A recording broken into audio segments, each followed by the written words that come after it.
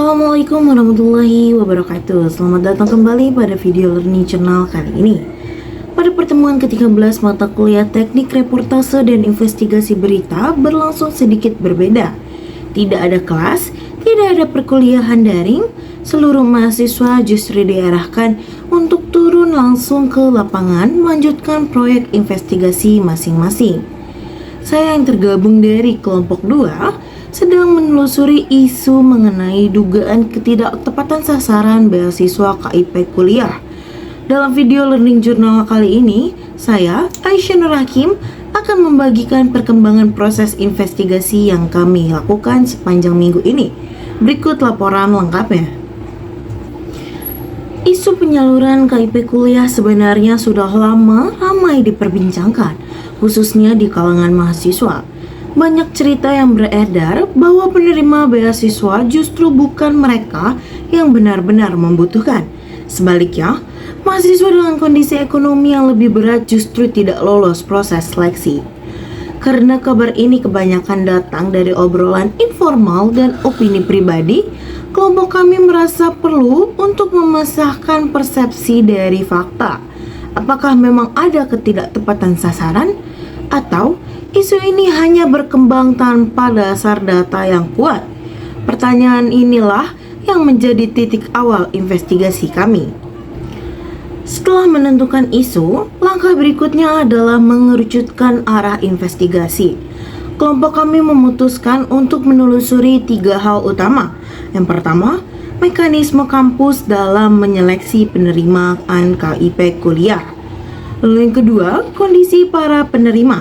Apakah memang benar-benar sudah sesuai dengan kriteria?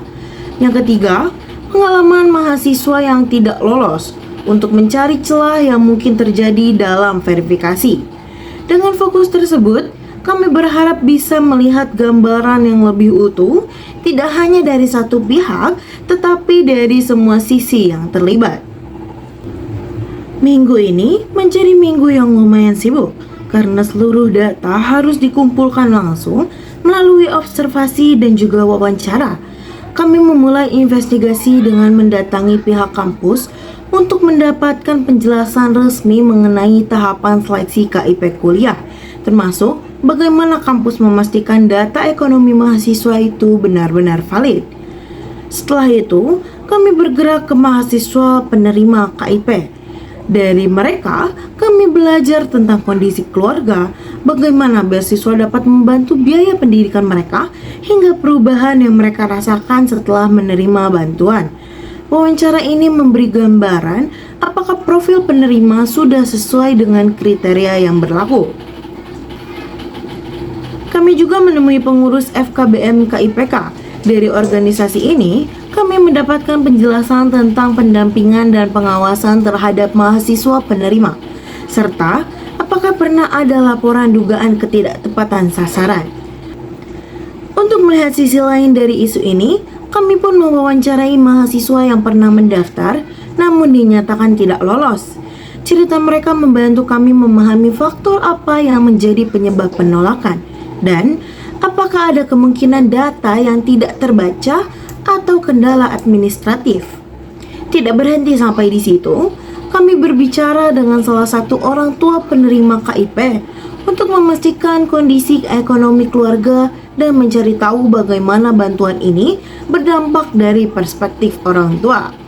Sebagai pelengkap, kami juga menghubungi pihak fakultas untuk mendapatkan gambaran bagaimana kebijakan ini berjalan di tingkat unit akademik, termasuk tantangan dan potensi kendala dalam proses verifikasi data. Dari rangkaian wawancara dan observasi yang kami lakukan, kami mulai memahami bahwa isu ketidaktepatan sasaran ini tidak sederhana. Beberapa temuan menunjukkan bahwa adanya aspek teknis yang mempengaruhi, seperti kelengkapan dokumen, keterbatasan informasi yang ditampilkan mahasiswa, dan tantangan dalam pengecekan kondisi ekonomi secara menyeluruh. Temuan-temuan ini masih akan kami analisis lebih lanjut pada tahap penyusunan naskah investigasi di minggu depan. Minggu investigasi ini memberikan pengalaman yang sangat berharga Kami belajar bahwa jurnalis investigasi harus mampu melihat masalah dari berbagai sisi, memeriksa setiap informasi dengan teliti, dan tidak mudah terpancing oleh opini publik yang belum tentu benar. Proses lapangan ini juga mengajarkan bahwa sebuah isu seringkali memiliki konteks yang lebih luas daripada yang tampak di permukaan. Saya, Aisyah Hakim, melaporkan untuk Learning Journal kali ini. Terima kasih telah menyimak, sampai jumpa di pertemuan selanjutnya. Wassalamualaikum warahmatullahi wabarakatuh.